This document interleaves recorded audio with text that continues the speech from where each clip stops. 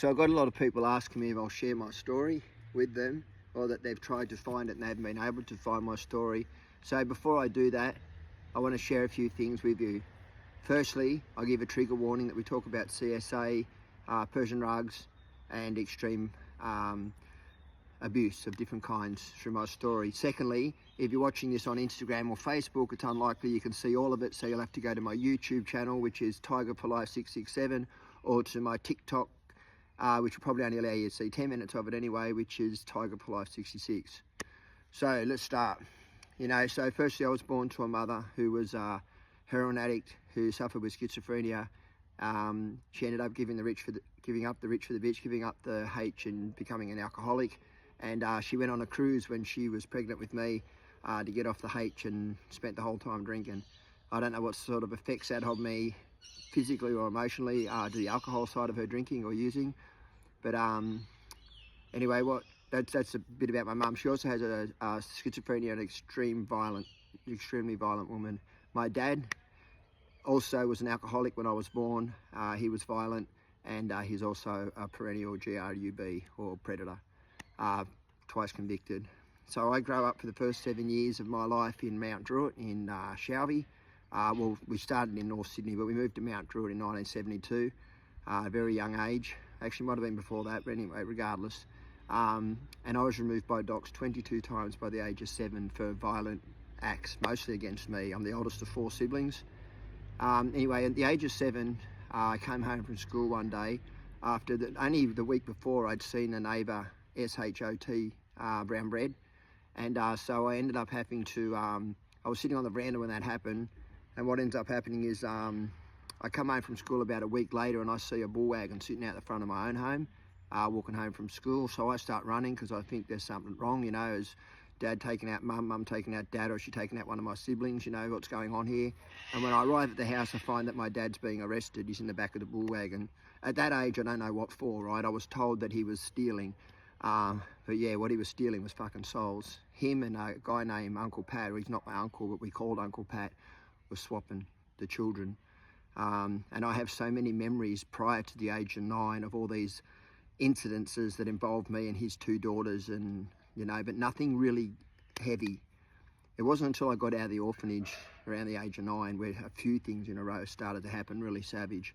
The first one was I was scotch taped by Pat in my bedroom. My mum used to give me Jack and Jills to make me sleep at night because she reckons I was hyper all the time. She literally wrote that in it. I could no longer control Glenn. She writes, my docs files is fucking disgusting.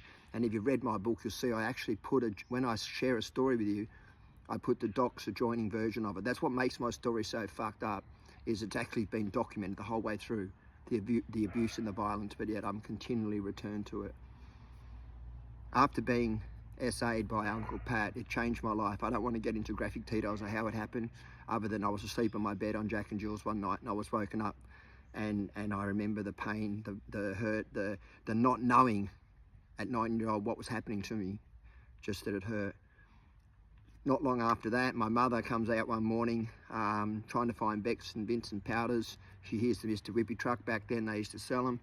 And she's having a fucking hissy fit all over the house trying to find coins, right? Next minute she turns her attention to me and she says, "You stole my fucking money, didn't you, you little prick?" And I was like, I wouldn't have had the guts to steal anything off my mum. I just wouldn't have. I wouldn't have had the guts to fucking do anything in front of my mum, because she just kept hitting and hurting me. And she was savage, but what she does now is on a whole nother level. She says, "I'll see you, I don't know how to say it on fucking social media. I'll see you tee off your FINGERs, my fingers," right? She's going to sever them. And I'm like, fuck me dead, man. Like, she threw a KNIFE at me, and I started to panic, Eventually she grabs me by my hair and starts to drag me through the lounge room in Shelby, Westwood Avenue, Shelby, towards a bathroom. And another friend of hers named Michelle, I won't say her last name to protect her, comes to the door and she's helped me get this little prick into the bathroom. And she drags me down the bathroom. I've now got carpet burn all down one side of my body, and I'm being held over a sink with my fingers saying, "I'll cut him, I'll do it." And she did. And she fucking did.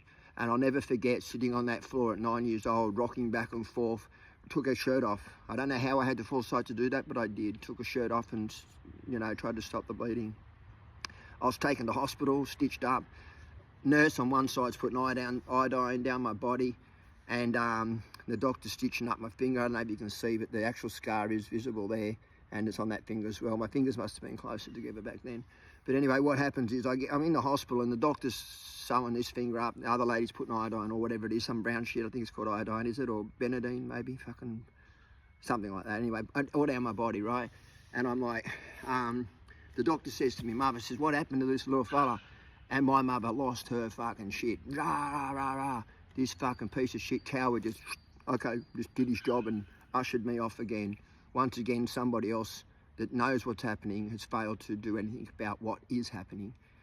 And then the third time was where I was attacked by my mother's brother, Uncle Alan, 6'6", weighs 19 stone, judo teacher, alcoholic like my mother, with the same propensity to violence as my mother. I had a punch on with his son, little Alan, who over karate. My dad did karate, his dad did judo. Karate's better than judo, you know what fucking children are like. 9-year-olds, an 8-year-old, 9-year-old, 9-year-old, I think, I can't even remember now. Alan's the same age as me. We punch on the backyard, Uncle Alan straps. He hit me fucking 40 times, hit Alan 40 times, hits me again, him again. It actually started on him, then me. So it was frightening watching him get hit about 40 times. And I had welts across my face, across my groin, across my chest, across every part of my body. And he just kept going. Finally, my dad, believe it or not, the predator, who, you know, is out of jail now, he says to docs, you don't let go of their yaks back then. If you don't get Glenn out of that house, he's not going to make it. She's going to, you know, hurt him in a way that it's not going to come back from. So they forced me to go and live with my dad. The courts did. I didn't want to go there, right? But I do. So I'm now living with a predator. One's got a propensity to violence. My dad's violence is different. My mother's is volatile. She'll just boom, goes off like a rocket. My dad's is contained, but it's scarier because he's more capable, obviously. He's a martial arts, you know, black belt in martial arts and just dangerous man. But by the age of 12 or 13, I'm fucking jack of being hit, hurt, CSA'd. I'm just fucking jack of it, man. So I start running away from home. I run away again a couple of times. I go into Yasmar. I go into Yasmar a second time. I go run away to Manly. I keep running away, right? Eventually, the brother and I run away, and he grabbed some money out of a cash register and ran in Kincumber pub. And we both get arrested at Gosford and put into Yasmar, and this time we're both placed into an institution. We're both supposed to be going to a place called Reeby because we're both tin lids, right? But I've been placed on the senior side of Yasmar and he's on the junior side because there's some kind of belief that separating siblings was the way to go back then. So because I was the older, I got bumped up into with older kids. So on the Yasmar senior side, I'm all the time the subject of being touched. I had the misfortune of looking like a fucking pretty girl, so people kept fucking touching me, grabbing me, always doing something to me, and I was fucking done with people touching me. But I had no choice. It was like I'd get in a shower, people come up behind me and touch me, and it was nothing serious, but I mean, they were, you know, it was the innuendo and the touching and it was constant all the time by all the older boys. Then I remember the morning I was removed to go to an institution. I was sent to Darrick Boys Home and my brother was sent to Reeby. I was supposed to go to Reeby as well, but because again I'm the older sibling, I'm placed into Darrick. Darrick was somewhat between like the army and it was surrounded by men who'd put themselves into a position of power where they could abuse children, and abuse children's what they did. CSA, violence, emotional abuse. It was just a consistent sense of violence. And what I never understood, and I never will to this fucking day, is I ran away from violence and CSA, and their response to my running away from violence is to put me in an institution that was more violent, that carried the same kind of behaviours, right? Eventually I get out of Darrick, and this time my dad picks me up and I run away. Literally within days, I run away. I think it's the same fucking day. And I go to Docs this time and I say, back then it's called Yaks again, I apologise. And I say, listen, for fuck's sake, help me. I said, I'm not trying to run away. I'm not trying to be a bad boy. I don't want to end up in Darrick or Mount Penang or Tamworth or any more of these institutions. I've already been in Warramai, Yasmar, Albion Street up to that point. And so they said, we got you some place you can stay in Mount Druitt with some foster family, right? Now I love this foster lady. She's a beautiful woman, right? And I love some of that part of that family. But regardless of what way we dress it up, that house had 3 bedrooms. It had 9 adults living in it. In the back bedroom, there were 3 adults living in that room, where there were 2 bunk beds, and I was placed into that bedroom where there were 2 fucking men with prior convictions for abusing fucking children. And it doesn't take a fucking rocket science to work out that I'm on the bottom bunk on this side and a guy named Les Carter's on the other side who's a fucking grub, and his whole entire time just abuses me. I go back to my mother's eventually, and she's moving to South Australia. What happens when she gets up there, she has a punch on with her new boyfriend, and I and my brother try to intervene, and my mother kicks us out. She gets the police on us, and the police says, the only problem I can see here, lady, is you being drunk, not the little boys. But she kicks us out. We're no longer welcome in South Australia or to my mother's. And she puts us on she didn't put us on a bus. Centrelink puts us on a bus and sends us back to Oxford Street to meet my dad at Oxford Street. I get off the bus, it's a bus. I haven't eaten for fucking days. I'm Lee Marvin. And as we get off the bus, I start to walk behind my dad with my brother, right? And my dad just stops, right? And he turns around and looks at me. He says, where the fuck you think you're going? I was like, well, I was coming with you, right? He goes, no, fuck off. Go to your foster parents. Go anywhere. You're not coming with me. I remember sitting at the bus terminal. I felt rejected, you know. I mean, I felt hurt. Although I didn't want to be with him, I had nowhere else or options to go. My foster parents had told me that if I left, I could never come back. They actually literally gave me an ultimatum. But to be fair, who wants to go there where there's two predators in the same bedroom and one who's preying on me the whole fucking time? Live with my mother where I'm fucking constantly being violently abused, and my dad's not much better. You know, the day my foster parents dropped me off at my mother, I remember, I'll never forget it, as she dropped me off out the front, I walked in the door and she goes, here he is, little Lord Fauntleroy. And then whack, just knocks me off my fucking feet. And I thought, fuck, what the fuck have I done coming back here? But now I'm sitting in a bus terminal at Oxford Street on my Pat Malone, and I'm 13 years old, right? And I'm like, fuck me, I don't know what to do. So I went to my foster parents' place. They didn't want me. They gave me $5, put me on a fucking train and sent me to a refuge in King's Cross. Hence, there begins my journey in King's Cross. When I arrive in King's Cross, I meet up with other street kids, heaps of them. And it's almost like a family. It's the first time in my life where I'm not being bullied, pushed, hit, hurt. And I think I know everything, right? I am going to be my own little man. And I'm living in squats, I'm living on the streets, I'm running around playing chasings with other kids in the cross, not understanding the fucking nature of where I'm at, where corruption is rife, where predators roam the streets. It's just a fucking children and people preying on children, pretty much. Children were pretty much a commodity. The beautiful part is I met the most beautiful girl. She was the same age as me, and she became my first girlfriend. She became my first everything, my first kiss, my first love, my first everything. And but what ends up happening is we move in with a predator named David Willett on Victoria Street, who worked in an SCX shop. And of course, it doesn't take a brain scholar to work out what's happened here either. And then we move into a refuge where we move into a refuge. It's run by a children's magistrate. It's got 7 judges on board. It has 5 men running the place and a woman. None of us know that they are all predators, and the woman is complicit in this abuse. Simon Davies is the CEO. Rob Blackmore, the judge, is the founder. Grant Morris works as a counsellor. Paul Chetwynd-Jones is a counsellor. Harry Godolphin is a counsellor. All of whom I've had convicted, just quietly, not the judge, but the others. And the whole time we're there, we're being abused. In January of 1983, someone comes up to the general that's on the board and to the judge and says that this Simon Davies is abusing the children in the refuge and you need to fuck him off. He calls him into his office and he says, you can no longer work at the refuge or be a CEO, but nobody goes there to have a look if that actually happens. Nobody speaks to any of us kids. Most of all, these people in positions of power, nobody reports these crimes that are happening to us children on a consistent basis. In August 1983, they closed the refuge. We refused to leave, but all the people working there leave. And then one morning they kick all the doors in, the police, and they arrest all of us and they take us to Bajura Children's Court, the court that's run by the guy who founded the refuge, Rob Blackmore. I end up getting out and then I get charged with assault and robbery I didn't do. They put me into a place called Minda. Finally, they take me to court again at Bajura, where I'm released. And guess what they do? They place me into the custody of my primary abuser, the guy who runs the refuge, the CEO, Simon Davies, who I've also had put in jail for 10 years not too long ago. I lived with him and his parents for a short period of time until his sister speaks up and says, this ain't fucking right, this isn't right. And he ends up dumping me in a flat near Glebe. I'll fast forward a bit because a lot of it don't need to share every part of my story, but what ends up happening is I'm a break dancer. I dance on the streets and I busk for money, and I've got a little dance studio now in Glebe that I'm hiring a hall with heaps of other street kids. But I go to Adelaide to go into a dance competition. I've broken up with Linda because she's been using H on and off, but I love her with all my fucking life. And I meet up with another girl named Marlene and go to Adelaide. I live on the streets of Adelaide for a while. I'm busking on Hindley Street, Rundle Mall. I go into a dance competition and I fucking win it. I remember that night being so elated. Justification, proof that we were the best group in Adelaide, and we knew we were. But to prove that to others, we had to win and dance. And it wasn't easy because we had to do it in nightclubs and we weren't of age. As I'm walking out of the nightclub, one of my friends from the Cross, his name's John Chapman, recently just passed as well, who witnesses my cases, he's standing at the bottom of the stairs. Hold on a second, got a helicopter.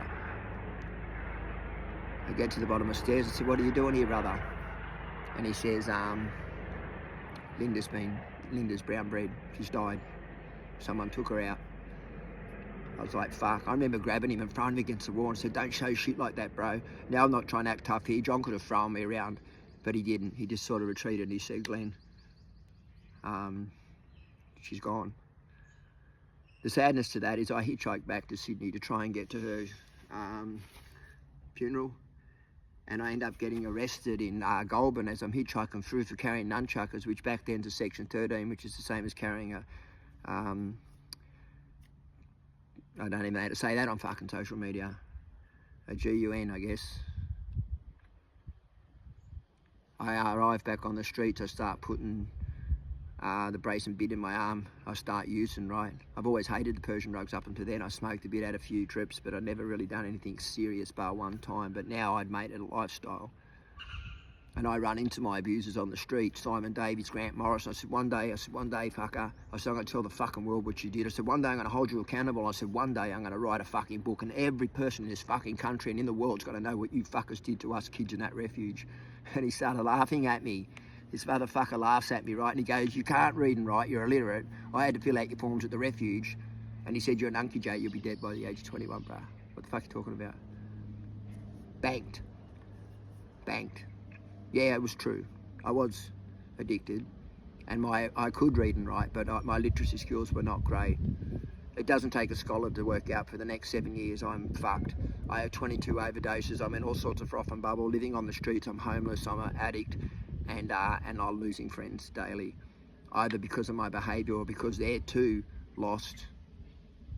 I watch friends unalive, I watch friends OD, I watch friends go into the system for the rest of their lives or for long periods of time. And one by one it all changes. And but I end up getting a girlfriend, we're about to have a little baby, we get engaged, and my brother and her play up on me behind my back. Coded, didn't speak to my brother again from that day forth, and that breaks my fucking heart. Nor her.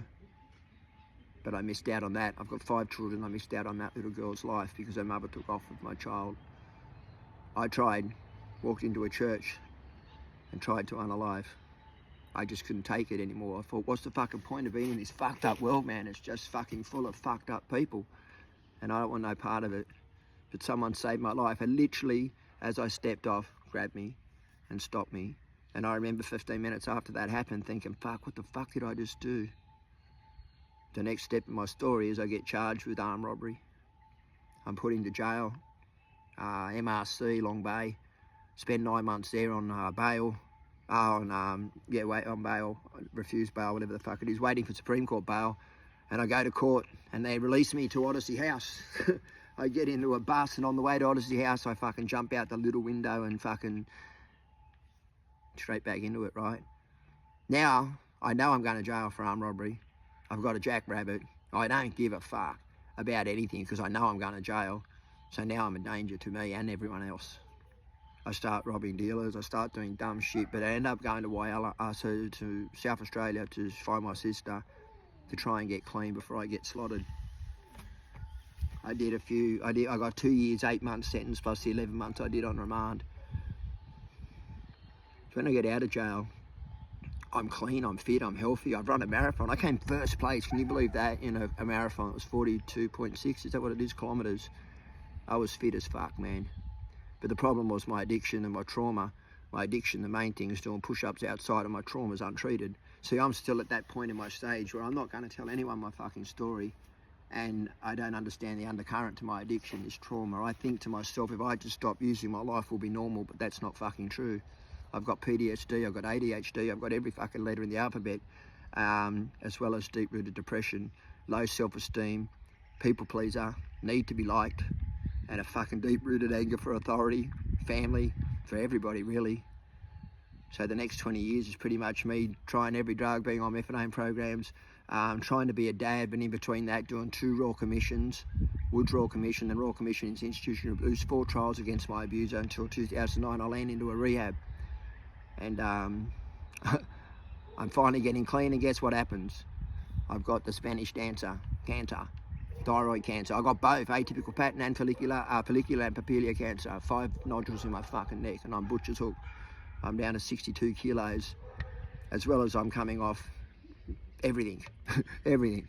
And I got Hep C. I get treated for one, then I get treated for the next, but what I don't get treated for is my trauma. And I spend the next 10 years after rehab going through 2 more court cases. I do current affair interviews, but I sit on a lounge. I don't leave my lounge room. I've just got fucking deep-rooted depression. I don't want to be here, man. And I remember standing on the side of a cliff and just wanting to run and jump, and an old man comes out and says to me, you know, bro, they don't always pass away when they jump, you know that, right? And I remember looking at the cliff, and I'm looking at him, and looking again. It's 2 a.m. in the morning in the middle of winter in Katoomba. I got shorts on and a t-shirt on the Lou Reed, and I'm just trying to find the courage. And I looked at him and I thought, fucking, that would be my luck, man. That would be my luck. And but somewhere in the last few years, about 3 years ago, I started realising, after I think Simon got his 10 years, you know, that I've allowed these fuckers to live rent-free in my head my whole life.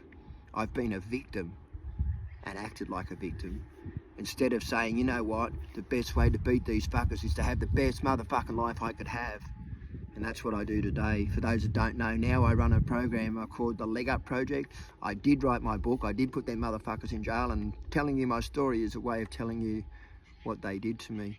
There is so much more to my story I could share with you. I mean, the wonderful things that I do today, the wonderful way I feel today in the recovery, and there's so many more things in my life that you wouldn't believe me if I told you some. When I told my story of the Johnny Hoppers originally,